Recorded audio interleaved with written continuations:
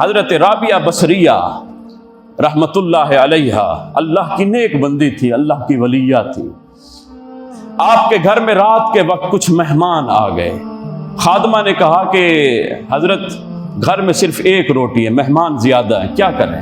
ایک روٹی کیسے تقسیم کریں؟ اب یہ اللہ والوں کا یہ جو ہے ان کے ڈیرے جو ہوتے تھے وہ یہ خدمت اللہ کی مخلوق کی خدمت کے لیے ہوتے تھے۔ حضرت بابا بلے شاہ رحمت اللہ علیہ فرمایا کرتے تھے، اٹھ کھڑ کے نکڑ وجے تتا ہوئے چلا، آن فقیر تے کھا کھا جاون راضی ہوئے بلا۔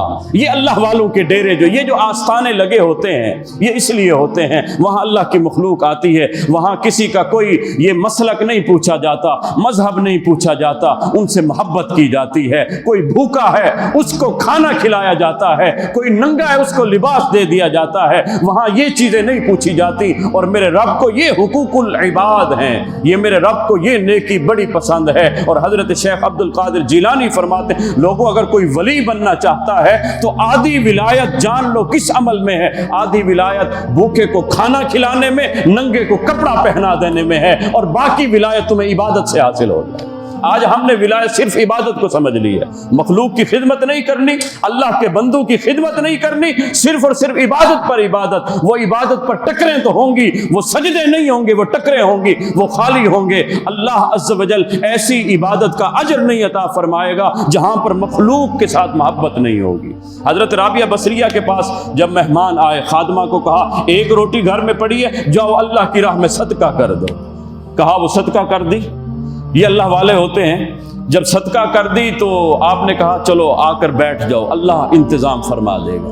اتنے میں دروازے پر دستک ہوئی، خادمہ گئی، من علی الباب، کون ہے دروازے پر؟ دروازہ جب کھلا تو ایک غلام آیا، اس نے کہا کہ میں فلاں آقا کا غلام ہوں، اس نے یہ کھانا بھجوایا رابعہ بصریہ کے لیے، یہ قبول کیجئے۔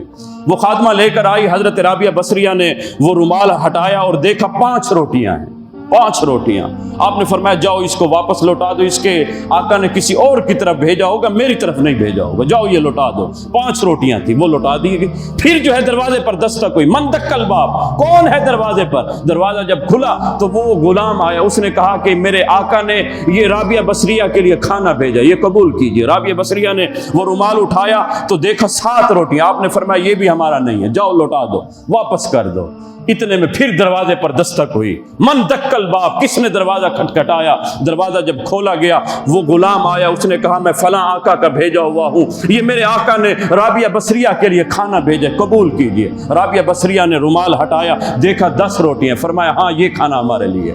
خادمہ کہنے لگی حضرت پہلے بھی تو روٹیاں تھی، پہلے 5 تھی، 7 تھی، اب 10 آئیں، آپ نے قبول کر لی، یہ کیا ماجرا ہے؟ 5 کو قبول کیوں نہیں کیا، 7 کو کیوں نہیں کیا؟ تو اس نے کہا، حضرت رابعہ بصریہ نے اس سے فرمایا اے میری خادمہ ذرا یہ تو دیکھ، میرے رب نے یہ نہیں فرمایا من جاء بالحسنہ فلہ عشر امثالھا، جس نے میری بارگاہ میں ایک نیکی کی میں رب اجر 10 گنا عطا کروں گا۔ یہ جو 7 روٹیاں آئیں، یہ جو 5 روٹیاں آئیں، میں نے اللہ سے کہا مالک میں بھی تیری بندی ہوں نا، میں بھی اس وقت تک راضی نہیں ہوں گی جب تک ایک کے بدلے 10 نیکیاں نہیں دے گا۔